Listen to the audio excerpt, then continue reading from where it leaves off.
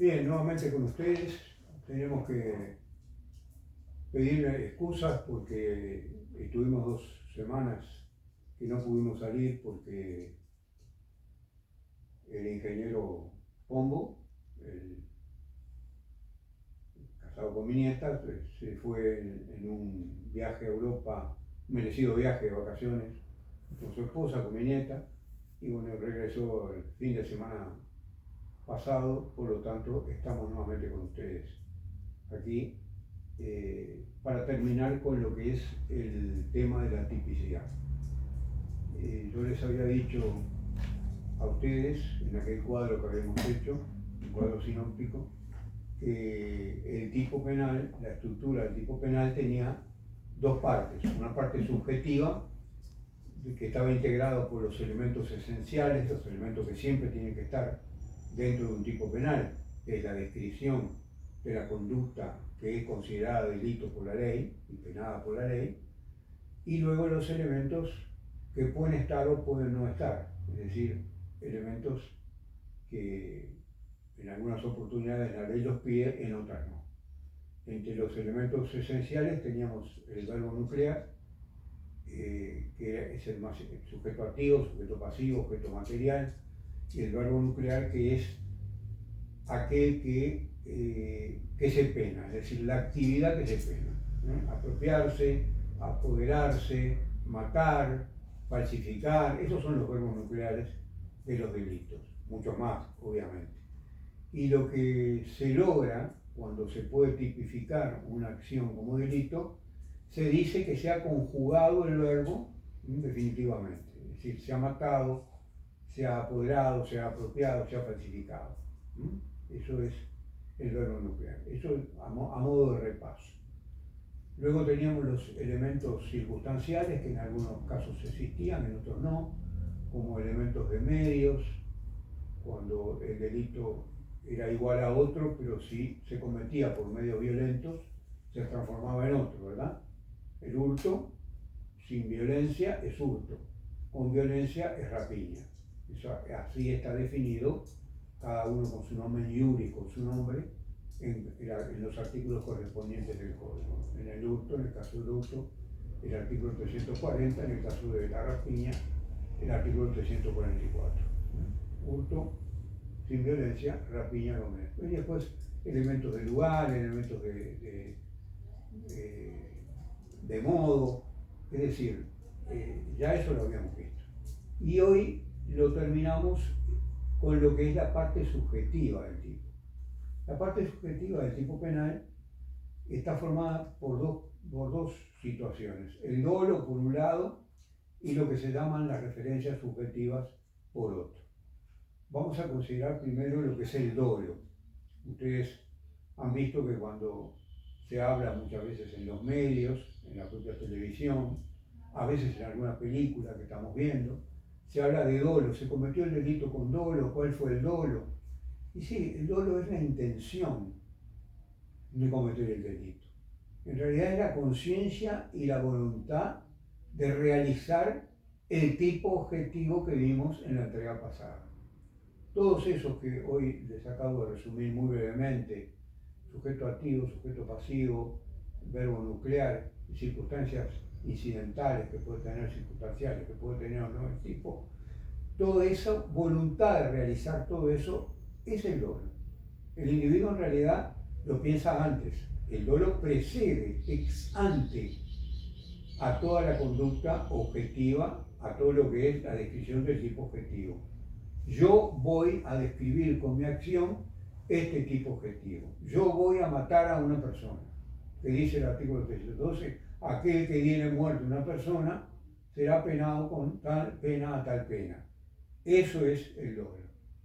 La conciencia y la voluntad de realizar el tipo objetivo de un delito. En realidad, como ustedes se dan cuenta enseguida, esto debería de haber precedido a lo que vimos del tipo objetivo. Lo que pasa es que didácticamente, para que se pueda comprender mejor, se estudia antes el tipo objetivo, donde se ve todo el contenido del tipo penal, todo el contenido que puede contener la estructura penal, ¿verdad? Y luego se estudia el elemento subjetivo, que es el importante, es decir, El individuo tuvo conciencia y voluntad de realizar todo lo que ese tipo sabía que lo estaba haciendo, sabía que se estaba apoderando de una cosa ajena mueble, sustrayéndose a su tenedor para aprovecharse de ella, un delito de hurto.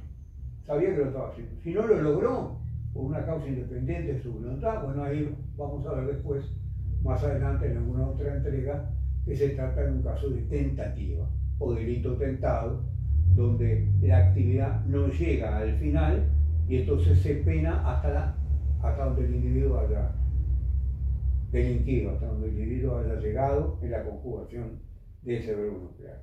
Caso de tentativa, delito consumado. Esto es otro tema, bastante complicado, que lo dejamos para esta vez. Quiere decir que el dolo es la intención, es la conciencia, la voluntad. El individuo simplemente debe saber que está cometiendo una cosa que está mal, un delito, no un saber técnico, no debe conocer exactamente si está violando determinado verbo nuclear, si está violando determinada condición incidental que la ley ha puesto en el tipo, no, simplemente saber que no debe hacerlo. Aunque también les digo, y después lo vamos a ver esto, que según el artículo 24 del Código Penal uruguayo, el error, la ignorancia del derecho no es excusa. O sea que se pena igual al individuo que esté cometiendo una acción delictiva y no sabe que la está cometiendo. Pero volvemos al tema del dolo. El dolo entonces tiene que tener el individuo un plan de autor, es decir, el plan de todo lo que va a ejecutar, de todo lo que va a recorrer del tipo delictivo para lograr realizarlo, para llegar al resultado de la acción y tener un dominio del hecho, es decir, saber que lo puede controlar, que lo puede llevar a cabo. Si hay algo que lo interrumpa, alguna causa ajena a su voluntad, en ese caso, como le decía recién, habrá una tentativa de delito. El dolo directo es prácticamente todos los delitos se castigan a título de dolo directo, salvo algunos que se castigan a otros títulos, que después vamos a ver. Pero quiero decirles que además del dolo directo, el código habla también de otros tipos de dolo. Vamos a ver primeramente qué dice el artículo 18. El artículo 18 dice: nadie puede ser castigado por un hecho que la ley prevé como delito si no es intencional, ultraintencional o culposo, cometido además con conciencia y voluntad, como les que se estaba relatando recién.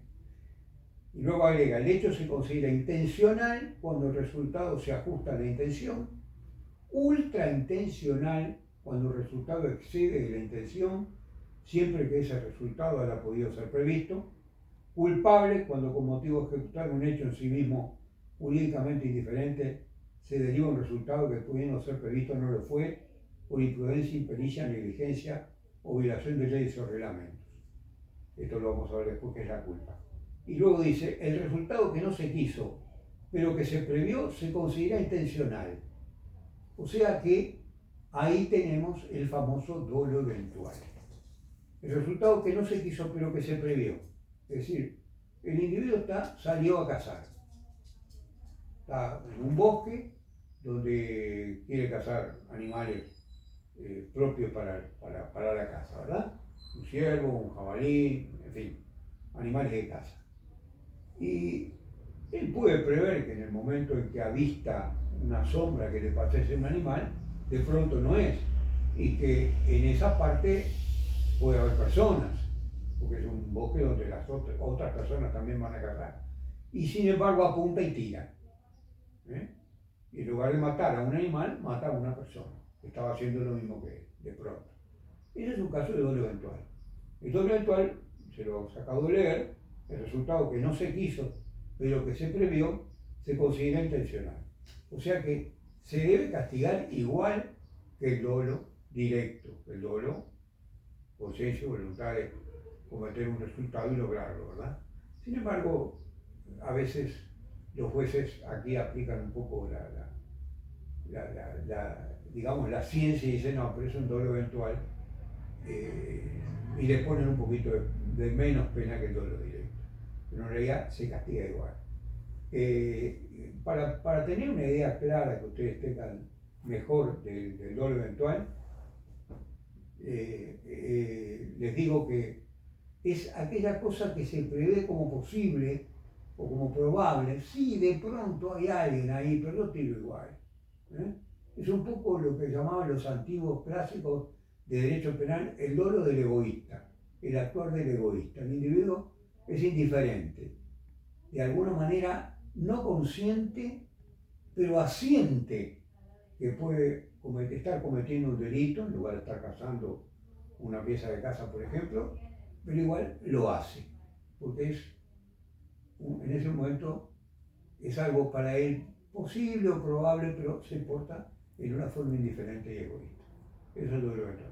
Y en la última intención, que está también acá, que ustedes lo vieron, es aquella que el resultado excede de la intención. Pero esto lo vamos a dejar mejor para una próxima entrega, porque ustedes saben que no me gusta tenerlo demasiado rato porque se pierde evidentemente la atención.